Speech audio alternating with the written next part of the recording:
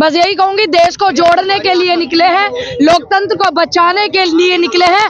भारत जो इतना खूबसूरत गुलदस्ता है उसको संजोने के लिए निकले और इसको संजोकर ही दम लेंगे। इस हिंदुस्तान के एक एक कोने में एक एक बूथ पर मोहब्बत की दुकान खोलने निकले और वो खोलकर ही लेंगे।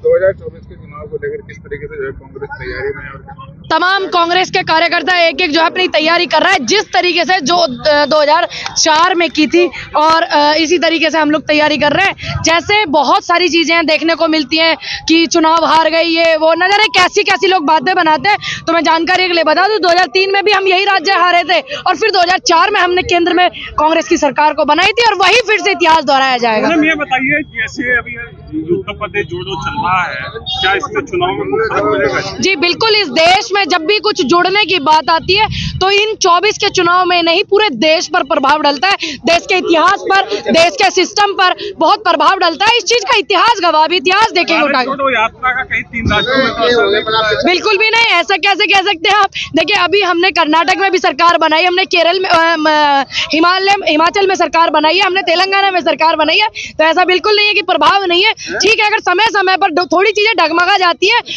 लंबी रेस के जो घोड़े होते हैं वो बहुत लंबा दौड़ते हैं, तो थोड़ा तो विराम अगर लगता है तो आप उसको लास्ट हार या जीत मत मानिए। ये लोकतंत्र देश है, इसमें चुनाव होता रहेगा और आने वाले समय में भी चुनाव होगा, चाहे कितने भी मंसूबे ये फैला ले भाजपा वाले।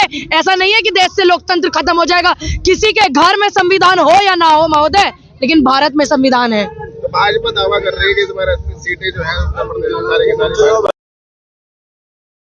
तो ये भी दावा करती थी कि बेटियों के हम अत्याचार रोकेंगे और बेटियों को दंगा घुमाया जा रहा। भाजपा ये भी दावा करती थी किसान की आय दुगनी करेंगे और किसान आत्महत्या कर रहा है, किसान आंदोलन कर रहा है, नौजवान बेरोजगार है, वो तो ये भी दावा करती थी। आज देश का रिकॉर्ड उठाइए 2014 से पहले का और 2014 के बाद का उठाइए, इस देश में रिकॉर्ड कायम है।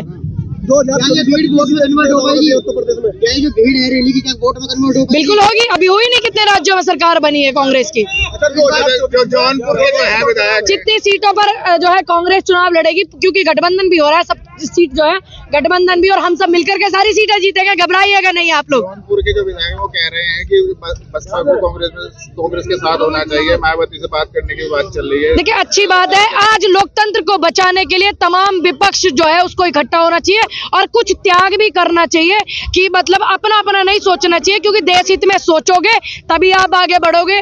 और इस लड़ाई में जो है कांग्रेस राष्ट्रीय पार्टी है, कांग्रेस का सभी को सहयोग करना चाहिए और राज्य स्तर पर कांग्रेस भी सहयोग करेगी। गठबंधन जो है इस बार एनडीए पर हावी होगा, देखिए बिल्कुल होगा, क्योंकि हिंदुस्तान इंडिया ये तो सब पहले से ही पूरे विदेशों में भी इतना भारी रहा है भाई, तो ये तो यहाँ के लुटेरे हैं, तो इन पे तो बहुत भारी रहने वाला है।